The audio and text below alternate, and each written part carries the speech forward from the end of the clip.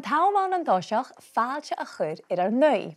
Fér a thucaigh an an donéisian, ach a ha a-nis gúpad na áidearthaithe eachtraí ag olthaigh glaschu. Màrtainn MacGriogair. Fáilte a bhharstaing go SpeakGaelic. Fáilte tín joy má bhí seo. Agus mar a thuairs mé na betré thucaigh sibh an donéisian ach dé thug gan a Gaelic sibh an dóiseach. Má heolach a mi cíneach túh má bháthir san uiste tua a isise agus anna bheith mi gléomhíh bhí me te dul uist gach saoirigh agus chóirta dáte díadach glandium agus chroisina clúineach Gaelic ag an am sin Timichael náirn. Agus dé thucarh má Gaelic únsacha go ferimal? Well char a Gaelic acam sa fás suas ach iad a láimhhéile dul uist cha chluinne tuach Gaelic agus hiic mi go an balla bheith seo itar mé héin agus an dáte agus sin cánan a méan a bhhanar san na bhí tína basciid na dúneach am héin mar go bíag agus mar sin bheith uver mór acamsa ar san na bhí gímsa go na Gaelic a mi smúneach ag díoch ar san na bhí tíle chun an deolaich an na dói.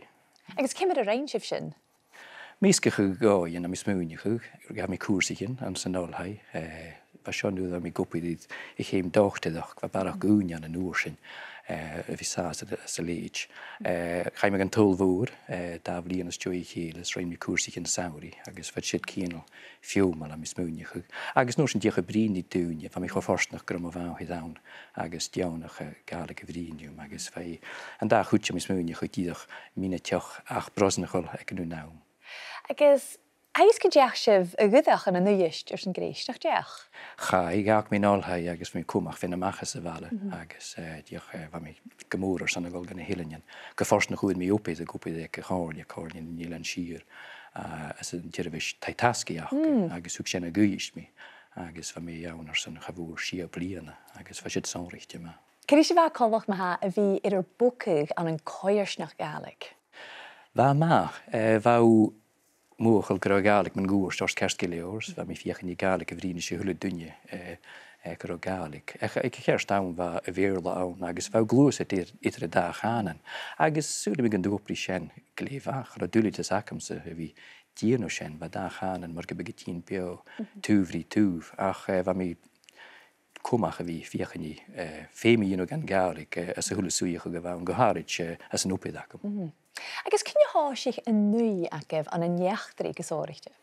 As a scol, ha mi cíneach ach nui a gaf mi neachtaí na Halapa hánig sin díadach 4 díadig mó léin scol go bhbliana mi dhéadig agus an óir sin chaimime an nálhaid agus go mi rám bic an íomsa go mé neachtaí na Halapa agus len sin an óir sin go trachas dóchtadach agus sé eachtaí na Halapa díiste a bheit na chúspid ach an óir sin.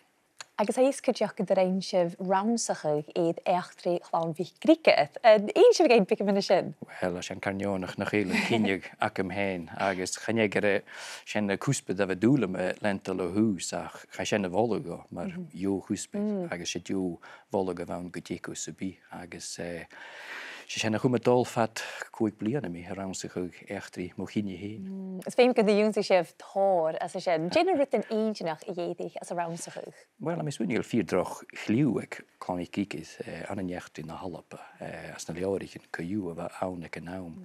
Agus srein mi ramsach ag bican na bagainn a bheith siit agus hánig scíalach eile amach a bheith na baharinniche am is smúneach bheith dúne smúneach gur ráitéin agus na caimbalích dul amach iad chélas ó hús a chaban mar sé díti de bheith lorach sin fisú go lorach muise coú gur mar be cáirste a dul litre ar san chabhúr ciad bliana deach a gúpis cálaigh mus deach an ceol a bhíh na fíle agus mus de háisích an éirit agus an cocuh.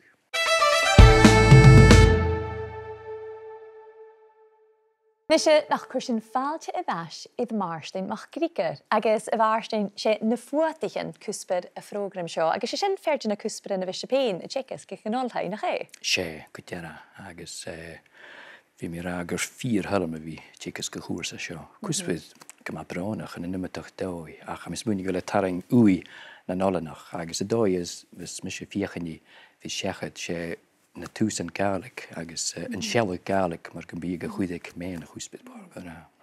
Agus chur sanna sibh den bheach go bhfuil an cúspar sin háas chu darinneach sa lá hain? Well, am cíneach go bhfuil limitach géal agus na cáirtí nach scarpte fiige dúil agus an sin mar thodig is na fuaitichen. Agus cuiteach chanin go bhfuil chéiste bheith díos ména gráich choléise bheith ferran mar go bíag a chéiste sin háast acinn éidir géaltach agus chocutramach dú agus a bheith an úr. Go ddícah. Agus déan rud is mó a cóirse réomh ma bhí a tchicas gus an nolthaid. Wel, had je vooruit aan nach gaan in priefroet na hallen niet heen. Had je nach lachen wie een loop, en misschien wil het gaat goemelok en de bergen, achke en koning uur, bij het goed kistje naar steen, bij het torste wie gaat geestnig heen, had gaat uurig gaat blien. Maar zijn route is mooi kostig jumse. Agus je had tarin na nollenach gunne guspeth. Ik wil is ik wil een kuspet aan, nach stok wil de jolle hachke de kuspet.